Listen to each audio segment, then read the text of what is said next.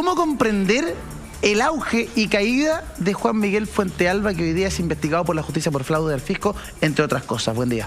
Hola, buenos días. Bueno, mire, la verdad es que no es Fuentealba solamente, ¿no? Yo tengo la tesis de que este es un ejército derrotado por la corrupción.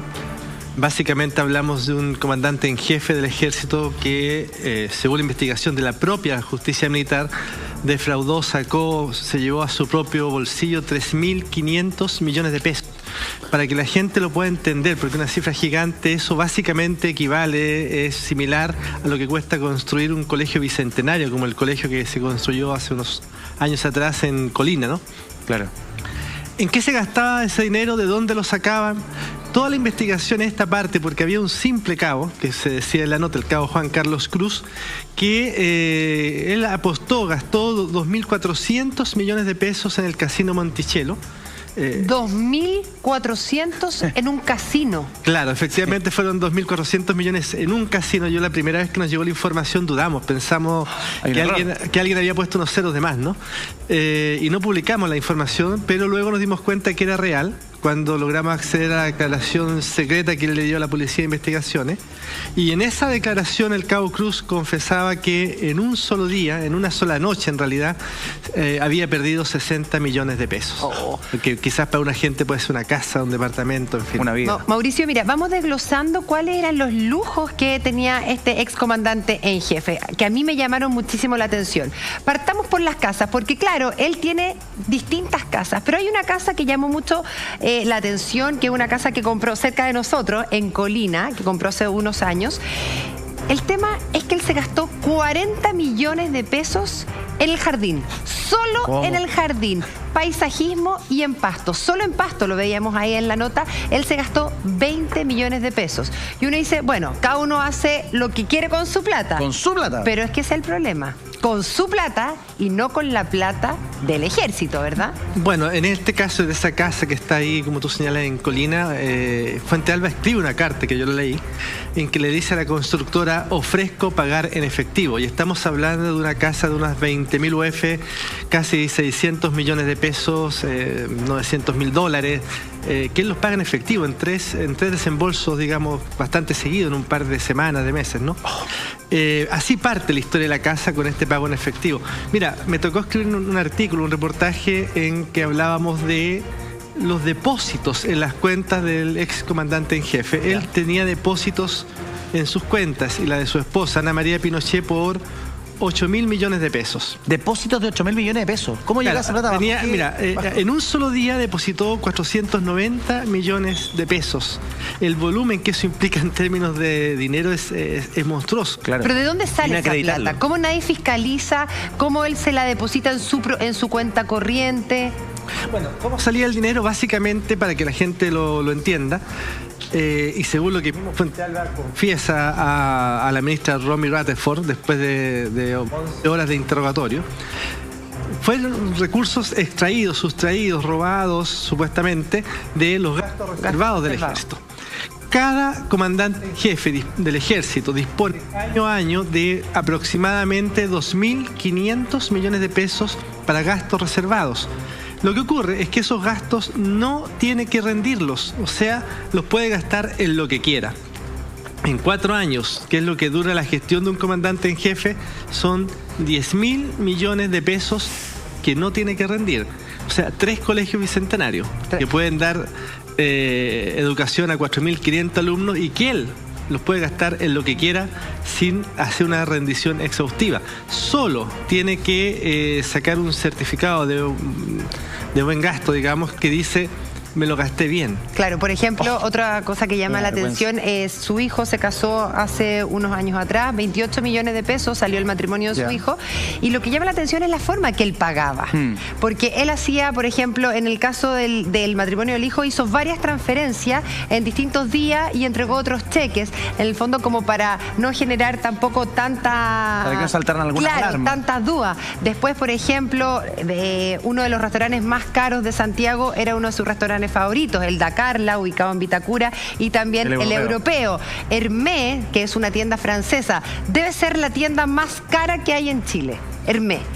Y él era un fanático de esta tienda, donde la corbata más económica vale 100.000 pesos. O sea, los precios van desde 100.000 pesos hacia arriba, hasta, no sé, un abrigo, hablaban de como una bufanda. ¿Ya?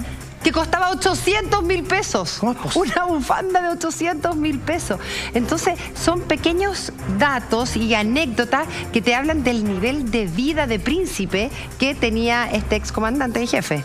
Sí, claro. Básicamente Fuentealba le llamaban el príncipe en el ejército. También el señor de los 4 niños por su gusto por los autos Audi, de los cuales compró más de 25. Mira. Pero estamos hablando de autos Audi de super lujo, 60, 70 millones, que algunos los tenía 3 meses y después los vendía, los daba de baja, claro, o los devolvía a la automotora, aparentemente también por un tema de lavado de dinero, ¿no? Lavado de activos, ¿no? Porque en el fondo eran 70 millones que entraban y salían de su cuenta corriente y él decía que eran los mismos 70 millones, pero todo el mundo sospecha que eran distintos 70 millones, ¿no?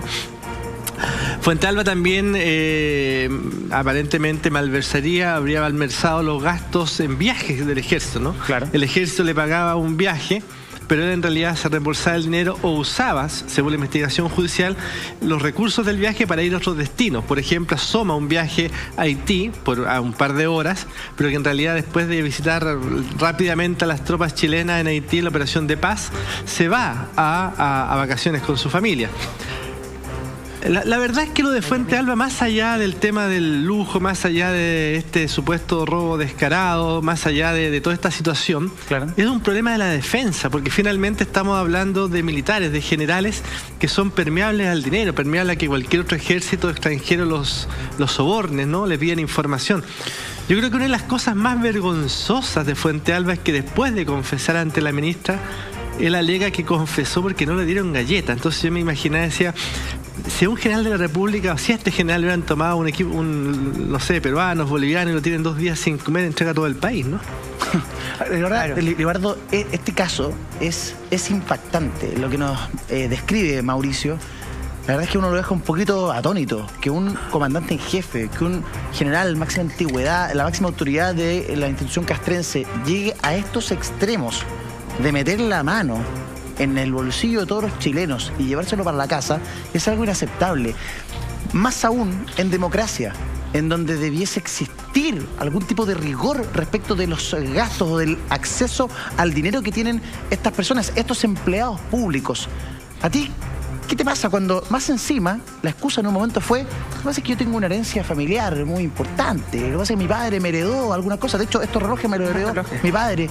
¿Qué te pasa a ti como ciudadano? Yo lo encuentro de verdad impresentable. En este caso, me imagino que la juez que está llevando a cabo la investigación tendrá que separar si efectivamente parte de la herencia, porque me imagino, si él la expone, debe traer una parte de herencia.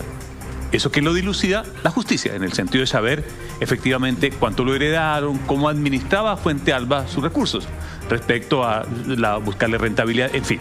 Pero el tema central es de qué manera un peso, uno, del Estado de Chile se usa en lo que se tiene que emplear y está destinado a lo que se tiene que emplear. Porque Mauricio tocaba un punto, y es decir, yo no creo que sea todo el ejército de Chile. Yo creo que la inmensa mayoría del ejército de Chile hace sus pegas para las cuales la está haciendo sus oficiales, suboficiales, en fin. Pero claro, la pregunta es cómo un comandante en jefe, que está constitucionalmente mandatado para trabajar en algo tan sensible como es la defensa nacional, tiene que ser un ejemplo hacia abajo. Yo me imagino la figura, Mauricio, del comandante en jefe del ejército y de las Fuerzas Armadas, de cualquiera de las ramas, es que el principal que tiene dar ejemplo es quien lidera, porque para eso se llama así, para eso se denomina comandante en jefe o director general, tiene que liderar un proceso en donde el uso de los recursos esté destinado exactamente a donde tiene que estar destinado. Cuando las investigaciones, lo que ha escrito Mauricio, lo que se ha escrito en otras partes, lo que se ha trascendido de las declaraciones de Fuentealba, uno dice, ¿en qué momento se apartó? ¿En qué momento se rompe eso que es lo cristalino y lo pristino que tiene que ser de quien jura defender la bandera nacional, si esto tiene una complejidad mayor, ¿no? Es decir, es que quien abraza a las Fuerzas Armadas y de orden hace un juramento, lo hace ante la bandera en el sentido de resguardar eso. Porque aquí hay un proceso de modernización del ejército, hay una serie, pero vuelvo y digo, todos los pesos que le entran a las Fuerzas Armadas tienen que ser administrados en concordancia con el objetivo de resguardar la soberanía nacional. Pero que tristemente en este caso vemos que ese juramento fue con los dedos cruzados atrás. Porque Bueno. si en su momento es un juramento, después, al tiempo después, se estaba dando lujos con dinero de todos nosotros. General Tapia, usted viene de Carabineros, es un general en retiro de Carabineros, y viene de una institución que ha sido tremendamente sacudida en el último tiempo. Y cuestionada. ¿Ah? Y cuestionada. Y tremendamente Digámoslo cuestionada con todas también. palabras. Pero respecto del manejo de dinero, es uno de las grandes bombas que está ahí en Carabineros en el último tiempo y que comienza el descrédito de la institución uniformada. ¿Qué le pasa a usted cuando ve este tipo de exposiciones, este tipo de situaciones, que la máxima autoridad del ejército también estaba metida en esta situación? Claro. Yo voy en la línea de lo que dice Libardo, en el sentido de que, habiendo una ley que regula el gasto reservado, por una parte sea criminalizado. ¿Por qué? Porque no solamente el ejército, las Fuerzas Armadas, las Fuerzas de Orden y Seguridad reciben gastos reservados, desde la Presidencia, Ministerio de Interior, Ministerio de Defensa, Ministerio de Hacienda, etcétera. Hay una serie de organismos gastos reservados para el cumplimiento fiel de la función.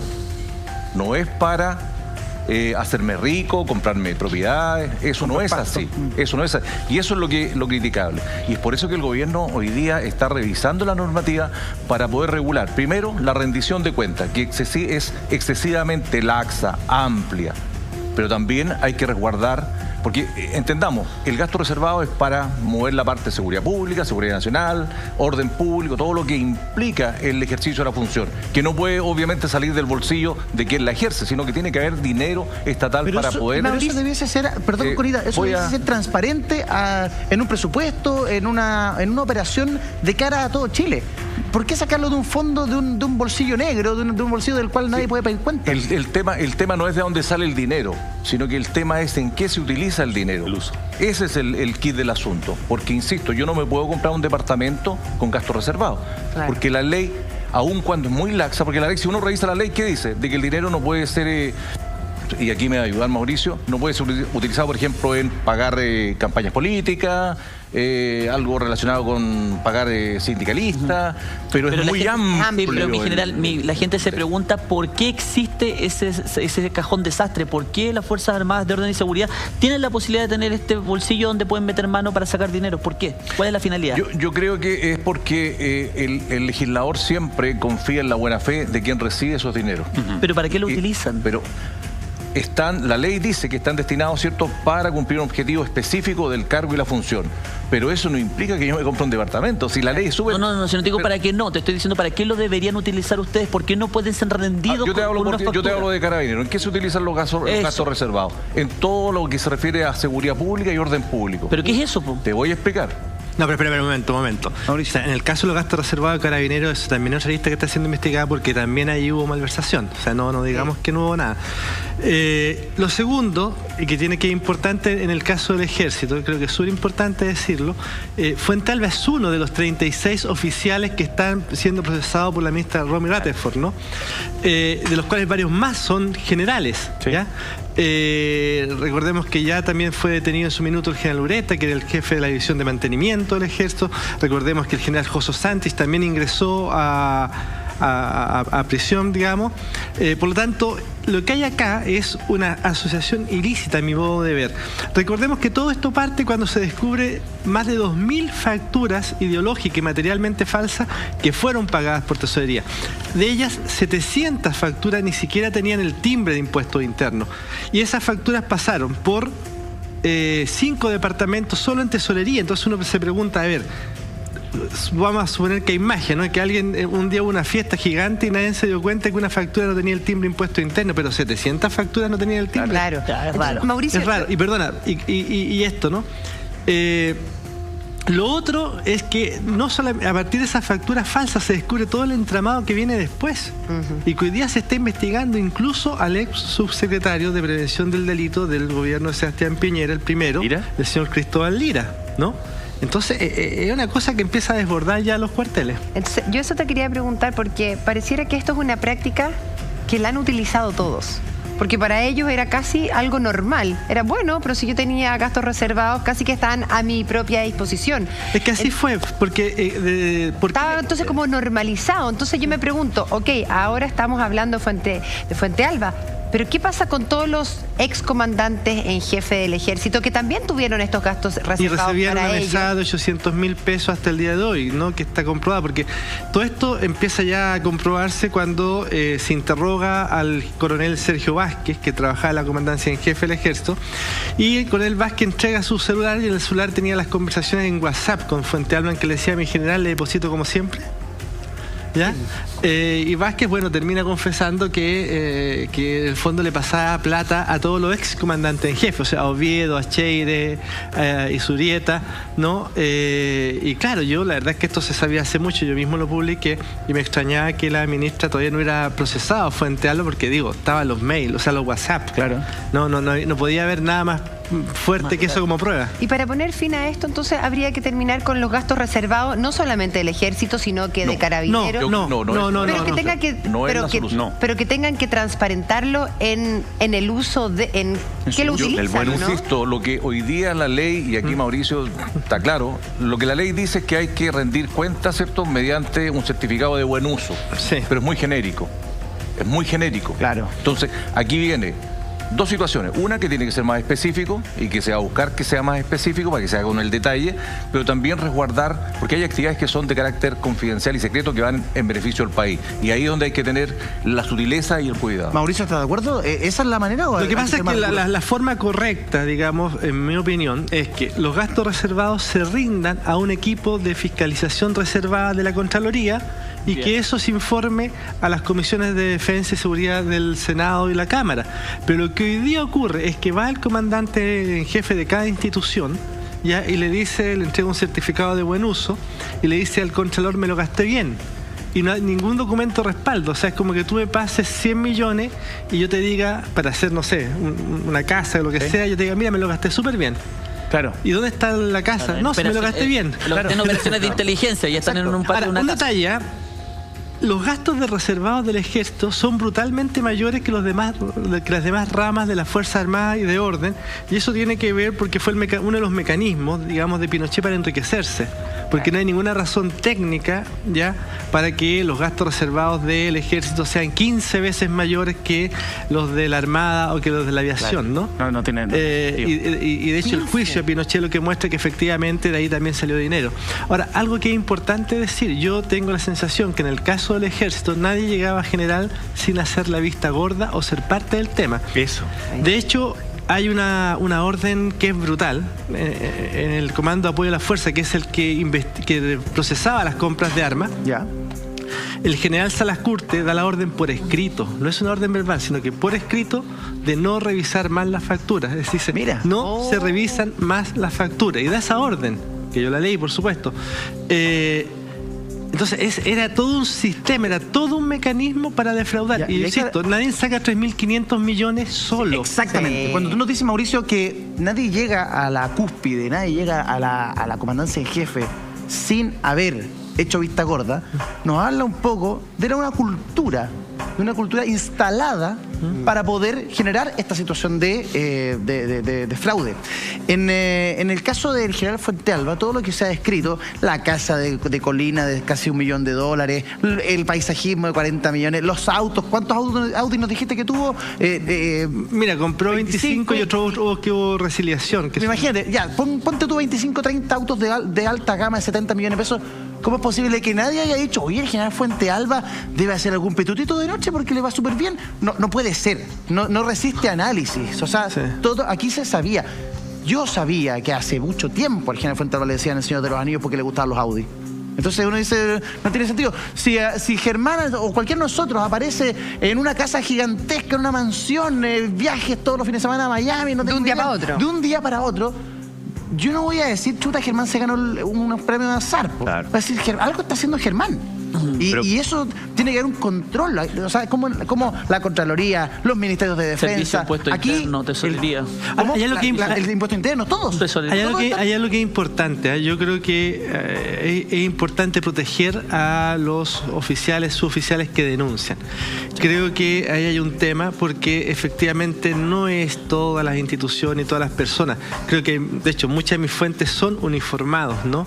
La gran mayoría son uniformados, casi todos son uniformados, que están molestos con estas situaciones.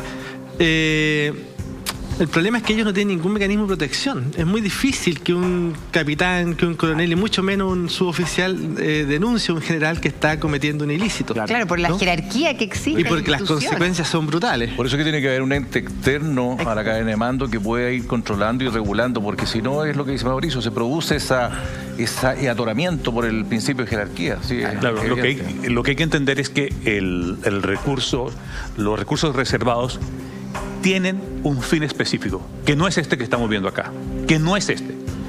Cuando Mauricio dice, mire, una de las fórmulas es que haya una comisión de expertos que evalúe en qué se ha ido destinando, a mí me parece una buena solución, ojalá de la Contraloría, porque no es plata que se le dio al bolsillo de nadie, no es plata que el Estado dijo, ¿sabe qué? Esto es para que usted destine a esto, no, tiene un objetivo específico que tiene que ver con la seguridad del país, que tiene que ver con pagos que hay que hacer respecto a situaciones que por efecto de la seguridad de Chile tienen que tener la característica de ser de reservado.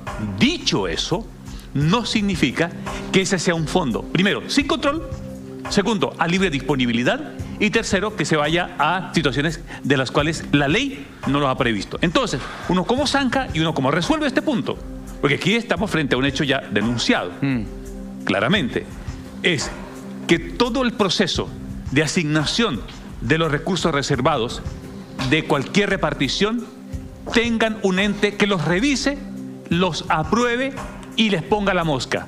Porque si no tenemos ese ente, la gente pensará que esto es a libre disposición y finalmente la tentación es tan grande que terminan embarrándose en la carrera y que terminan dañándose todo. Porque fíjese esta situación.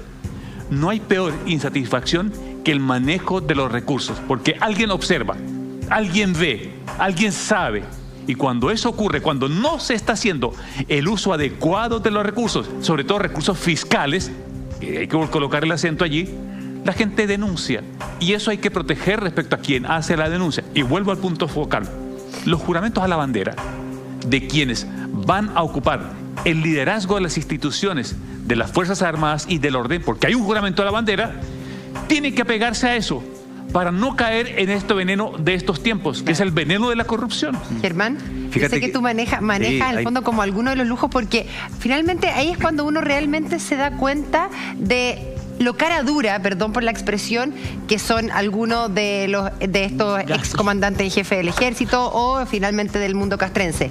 A mí hay uno que me llama la atención. ¿Cuál te llama a ti? Mira, tenía 4 cocineros. Eso. 2 mayordomos. Hay que comer bien. Un telefonista. Claro. Un telefonista. Te juro por Dios. A la residencia del comandante general del telefonista. Fíjate que cada familia maneja un presupuesto mensual de servicios básicos, de las cuentas, de lo que uno gasta en el supermercado, en fin, de lo que gasta en el Transantiago, en benzina, si es que tiene auto, en fin. Pero se dice que Fuente Alba gastaba 12 millones de pesos al mes. Ese era su costo Ese fijo. era su costo fijo. En estos mayordomos, cocineros, en regalos también. Fíjate que ahí Mauricio nos puede corroborar, se ha logrado determinar que él compraba collares de oro para regalarle a las esposas de los generales. Imagínate lo que cuesta un collar, una pulsera de oro, y cada cierto tiempo le llegaba un regalito a la esposa de sus generales. Claro. Y así hay una serie de viajes. Presupuesto regalo Cada vez que viajaba, se alojaba en hoteles 5 estrellas. Y ahí es donde triangulaba, muchas veces decía que iba en misión de ejército a Haití, pero pasaba unos días en Miami, después iba un par de horas a Haití, después se iba a Punta Cana, todo incluido, y todo eso era costeado con gastos reservados del ejército. Ahora fíjate que lo que dice Germán, le regalaba pulseras de oro a las esposas de los generales. Y el general no se da cuenta que... Claro, porque en el fondo, todos los generales él puede ganar un poco más, pero no es un general comandante en jefe líquido, creo que son 3,5 millones hasta hace unos años, no sé hoy día cuánto está. Pero no da para comprar 30 pulseras de oro, ¿no? O sea, hay uno solo evidentemente tema, Mauricio, complicidad, cómplices pasivos, que es un término que se manejó en algún momento, o miedo a levantar la mano y decir, oiga, perdón. No, yo creo que en el caso del ejército estamos hablando de absoluta complicidad. Pueden haber un par de excepciones, pero básicamente estamos hablando de complicidad. Y es por eso que está a ver, de los viajes que están siendo investigados por viajes fraudulentos, estamos hablando de 1.500 viajes. Eso 1.500 viajes. Yo pensé que eran 50. No, viajó más que el presidente Frey. No, entre todos los oficiales. Todos los involucrados. Entre todos los generales estamos hablando de 1.500 viajes. Por lo tanto, todos usaban ese mecanismo. Claro. ¿Ya? Salvo excepciones, pero básicamente todos usaban el mecanismo. Hay un viaje que no es de Fuente Alba, pero hay un viaje, no recuerdo qué oficial fue, a Uruguay 2 días por $30.000. A Uruguay. Y que se fue en un avión de oro. Claro, en un más avión o de menos. diamante. Entonces es evidentemente que ellos encontraron un mecanismo, lo usaron en forma masiva y nada, simplemente desfalcaron al ejército chileno, al fisco, todos, ¿no? Es muy grave. Acá, por ejemplo, estoy leyendo el viaje que tú contabas a Haití, donde estaba la comisión, claro. Entonces, él justificaba este viaje, pero este viaje primero partió en Miami, con su señora, siempre acompañado de su señora. Primero estuvieron 3 días en Miami, de ahí vuela a Haití, donde supuestamente era el objetivo del viaje, pero solo está un par de horas en Haití, y de ahí vuela a Punta de Cana, donde está otros 3 días. O sea, lo único que justificaba su viaje fueron estas horas que estuvo en Haití, pero antes pasó 3 días por Miami y después pasó 3 días por Punta de Cana, todo con gastos reservados. No, perdón, esos son gastos. Que es un viaje premonitorio, muchos dicen que va a ir directo a la Cana. Pero bueno. En la Cana donde está ahora. Pero ya, Punta Cana. Punta Cana. En el 2011 su mujer, Anita Pinochet, viajó 11 veces en un año, y siempre no viajaba en turista, viajaba siempre en primera clase, y como dice Germán, los mejores hoteles. Nunca no se alojaron en los mejores hoteles de las distintas ciudades que visitaban. Es impresentable. Yo encuentro que además, hay un pequeño paréntesis, ¿cuánto soldado, cuánto suboficial, cuánto oficial recién salido tuvo que ir a Haití a pasar mucho tiempo haciendo un sacrificio gigante? Yo estuve El general tuvo un año ahí. Yo también conozco en económica con las rodillas aquí al pecho. O sea, y no tenía ningún problema. Igual hay mucha gente que está molesta dentro del ejército con toda esta situación, porque ves cómo los de arriba se están llevando la plata para la casa, y tú estás haciendo la pega lo más honestamente posible, viviendo en condiciones difíciles, durante mucho tiempo haciendo una carrera que no es 100% bien pagada, o que no es bien pagada, donde podrías ganar mucho más en el ámbito de lo privado. Entonces hay mucha gente que opta por la carrera militar, que hace el juramento y dice, chuta, y el general Fuente Alba se estaba llevando el país para la casa. Bueno, todo este caso parte justamente cuando un coronel, el coronel Ferrer, que era un coronel que tenía una vida común, que vivía en el centro de Santiago, en un departamento de 3 dormitorios con sus hijos, ya se da cuenta que han puesto falsamente su firma en una factura. ¿No? Y claro, Ferrer puede que haya estado un poco molesto porque sus compañeros de promoción, a diferencia de él que vivía con sus 2 millones en el centro de Santiago, vivían en la dehesa, en mansiones, etcétera, ¿no? Entonces Ferrer va y denuncia. Y esa primera denuncia por 50 millones de pesos es lo que desata toda esta otra. ¿Y esa denuncia la hace al interior del ejército? Al interior del ejército. ¿Y lo tomaron en cuenta o también callaron? No, lo toman en cuenta, empieza la investigación. Y la investigación no avanzaba hasta que tomamos el caso, lo empezamos a publicar y esto se desató, digamos. Claro. Pero parte todo esto así, porque hay un oficial que dice, no, yo no estoy dispuesto con esto. Claro. Y ojo, Ferrer nunca llegó a general. Por eso insisto, en el caso del ejército, el que denuncia se jode. Se quema. Recordemos que en la historia de Chile hay un solo oficial condenado por sedición, que es el capitán Harvey, y que denunció casos de corrupción en estos años. Claro, o sea, el que levanta la mano y grita, quema su carrera. Y una persona que lleva 10, 15 años dentro de una institución castrense sale y... Porque yo imaginaría que al que denunció la corrupción lo premio con subirlo al generalato, ¿no? Pero en vez de eso lo pusieron permanentemente en lista de retiro hasta que lo sacaron, que fue el caso de Ferrer, ¿no? ¿Se producen esas cosas, mi general, en las Fuerzas Armadas de Orden y Seguridad? Perdón, ¿cuál situación? Esto es lo que está relatando, que en definitiva que los oficiales que tienden a cumplir la normativa, que tienden a ser austeros y a cumplir con su deber, a su juramento que dieron a la patria, ¿son postergados en las listas? para los efectos de ascenso? Yo creo que de por sí la jerarquía inhibe en algunos casos el poder denunciar con absoluta libertad. Porque hay un principio de jerarquía, y aquí Mauricio lo está planteando, que un coronel que podía o tenía los requisitos para llegar al generalato no lo llegó. ¿Por qué? Por la razón que se está explicando acá, por alguna situación de ejercicio de un poder por sobre una carrera profesional. Entonces, yo insisto, estamos en la época de la transparencia y por lo tanto tienen que haber órganos contralores poderosos para no solamente fiscalizar los gastos reservados en las Fuerzas Armadas, sino que en la Presidencia, en el Ministerio de Interior, en el Ministerio de Defensa, en Carabineros, en las Fuerzas Armadas, en todos. Aquí no puede haber nadie que quede al margen de la fiscalización.